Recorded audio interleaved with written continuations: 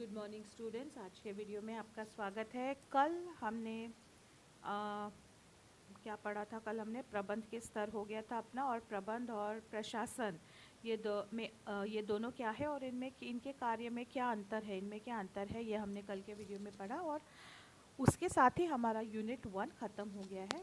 अब हम यूनिट 2 को न शुरू करते हुए यूनिट 3 से शुरू करेंगे, क्योंकि यूनिट 3 में थोड़े से मुश्किल टॉपिक्स है। और स्टूडेंट्स की भी रिक्वेस्ट आई है कि यूनिट 3 हमको पहले पढ़ाया जाए।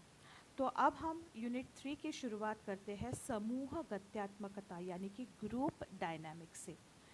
अब सबसे पहले हम जब संगठन की बात करते हैं, व्यावसायिक संगठन की बात करते हैं, तो हमने बात की थी कि ये लोगों का एक समूह है यहाँ पर, जो एक कॉमन गोल यानी कि उनका एक कोई उद्देश्य होता है, और उस उद्देश्य के प्राप्ति के प्रति ये पूरा संगठन यानी कि उसके अंदर के लोग कार्यान्वित है। उसमें अलग अलग लेवल्स पर लोग हैं। उच्च स्तर पर कार्यान्वित रहने वाला प्रशासन है, और मध्य और निम्न स्तर पर कार्य करने वाला प्रबंध है, और निम्न स्तर पर कार्य करने वाले कर्मचारी है जो एक्चुअल काम करते हैं फैक्ट्री में या शॉप फ्लोर पर। अब चाहे कोई भी लेवल हो, वहाँ पर कार्यरत लोग हैं, पीपल। और जहाँ पे व्यक्ति आता है तो वो अकेले रहना पसंद नहीं करता। हम हमेशा पढ़ते आए हुए हैं कि man is a social animal. वो अकेले रहना पसंद नहीं करता है, उसे समूह में रहना पसंद है। और ये एक ह्यूमन टेंडेंसी है, चाहे वो पर्सनल लाइफ में हो या वो प्रोफेशनल लाइफ में हो। वो जहाँ पे काम भी करता है, वो अब अपने को यहाँ पर्सनल लाइफ से कोई लेना देना नहीं, पर जहाँ पे वो काम करता है उस संगठन में भी वो अपने जैसे लोग ढूंढेगा, और उनके साथ उनका एक अनौपचारिक यानी कि एक इनफॉर्मल ग्रुप होगा। फॉर्मली जब काम करते हैं, कोई भी व्यक्ति जब काम करता है तो उसके साथ जिस तरह के लोग हैं उनके साथ निभाना पड़ता है, क्योंकि काम करना है। तो यहाँ पर मुझे ये अच्छा नहीं लगता, मैं इसके साथ काम नहीं करूँगा, इस तरह का एटीट्यूड नहीं चलता है। आपको एडजस्ट करना है, उसके साथ निभाना है, क्योंकि आप दोनों का उद्देश्य है संगठन के उद्देश्य की प्राप्ति। परंतु जब अनौपचारिक वातावरण है, जैसे कि लंच ब्रेक है या हॉलिडे है, तो ऐसे समय में वो उस व्यक्ति के साथ नहीं जाएगा जिसे वो पसंद करता है। वो अपने ही संगठन में के काम करने वाले किसी अन्य व्यक्ति जिसके साथ उसके वाइब्स मैच हो रहे हैं, जो उसे अच्छा लगता है, ऐसे व्यक्ति के साथ वो लंच ब्रेक में रुकना पसंद करेगा। तो अब जब लोगों का एक समूह बनता है तो उनमें कई तरह की बातें होती है, और संगठन के अंतर्गत भले ही वो अनौपचारिक समूह हो यानी कि इनफॉर्मल हो, ये काम की जगह पर बना हुआ ग्रुप है, परंतु ये ज़रूरी नहीं है कि वो एक ही तरह का काम करते हैं, या ऐसा भी हो सकता है कि वो एक ही तरह का काम करते हैं।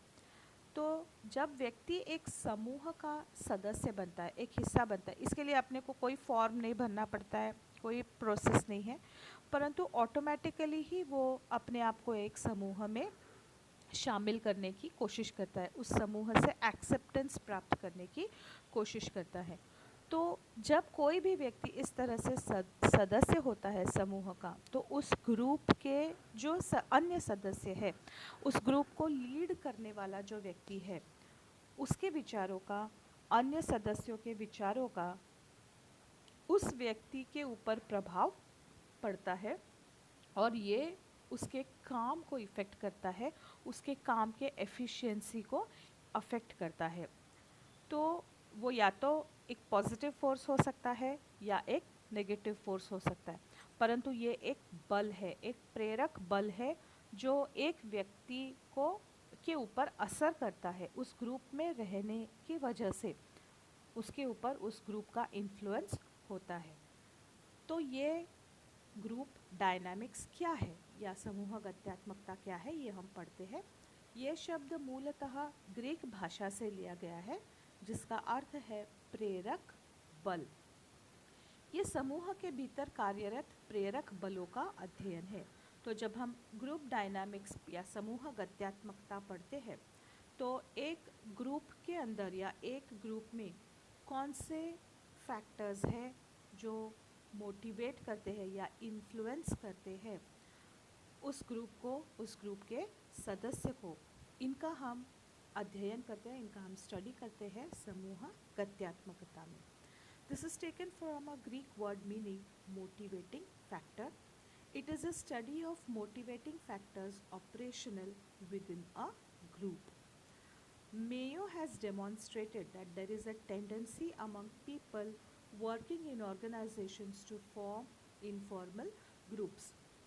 तो मेयो ने ये प्रमाणित किया है कि संगठन में कार्यरत लोग अपने अनौपचारिक समूह बनाते हैं, इनफॉर्मल ग्रुप्स बनाते हैं. And these groups influence their efficiency and work satisfaction. और इन समूहों का उनके काम की उत्पादकता पे, उनके एफिशिएंसी पर, उनके प्रोडक्टिविटी पर और कार्य संतुष्टि यानी कि वर्क सेटिस्फैक्शन पर असर होता है. But Lewin has proved that leadership of group gives different output from different groups. परंतु लेविन ने ये प्रमाणित किया है कि समूह का नेतृत्व किस तरह का है ये काफ़ी हद तक इन्फ्लुएंस करता है कि वो समूह किस तरह से कार्य करेगा.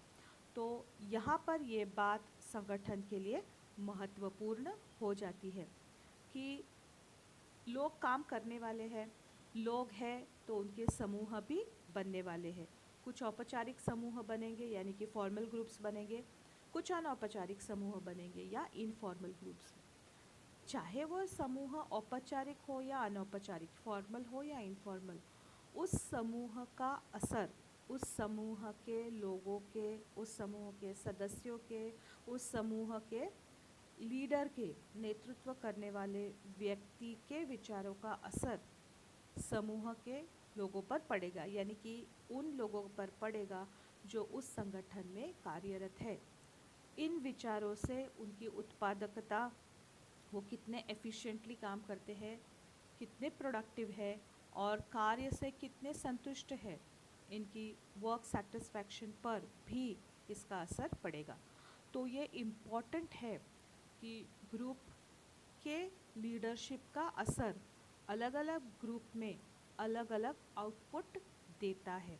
तो इसलिए संगठन को ग्रुप कौन से है ये स्टडी करना इम्पॉर्टेंट है, क्योंकि उसका अल्टीमेट इफ़ेक्ट उनके वर्क पर, वर्क सेटिस्फैक्शन पर और प्रोडक्टिविटी पर पड़ने वाला है. मेयो के अनुसार संगठन में कार्यरत व्यक्ति अनौपचारिक समूह बनाने की प्रवृत्ति रखते हैं. यह समूह उनके कार्य संतुष्टि तथा प्रभावशीलता को प्रभावित करते हैं. परंतु लेविन ने यह सिद्ध किया है कि विभिन्न नेतृत्व के कारण समूह में विभिन्न प्रकार के अनुक्रियाओं की उत्पत्ति होती है. According to Lewin, group dynamics involves the study of. अब यहाँ पर लेविन ने समूह गत्यात्मकता के अंतर्गत क्या क्या आता है ये पिन पॉइंट किया है. लेविन कहते हैं कि group dynamics involves the study of nature of groups, how they are formed, their structure, समूह की प्रकृति क्या है, वो किस तरह से बनाया गया है, उसका स्ट्रक्चर क्या है, उसका वर्किंग सिस्टम क्या है, और सबसे important how they influence group members and other groups and the organisation. तो समूह गत्यात्मकता में क्या क्या आता है?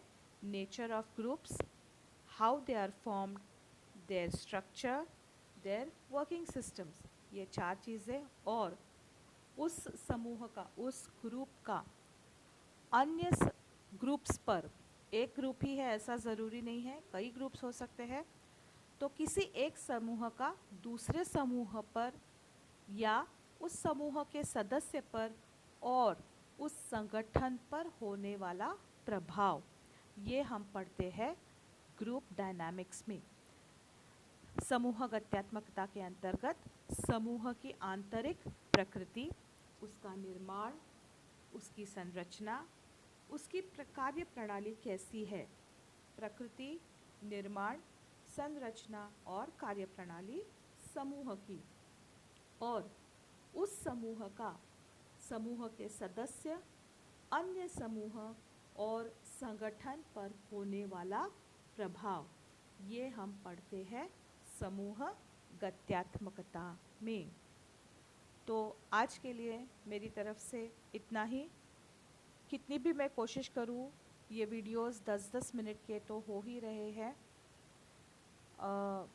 और टॉपिक ऐसे है कि इनको ब्रेकअप करके मैं 2 वीडियोस में भी नहीं प्रस्तुत कर सकती, पर जितना हो सके मैं आपके वीडियोस को शॉर्ट रखने की कोशिश करूँगी, क्योंकि मैं जानती हूँ कि 10 मिनट का वीडियो तो आप देखते नहीं होंगे, 2-3 मिनट देख करके फास्ट फॉरवर्ड करते होंगे।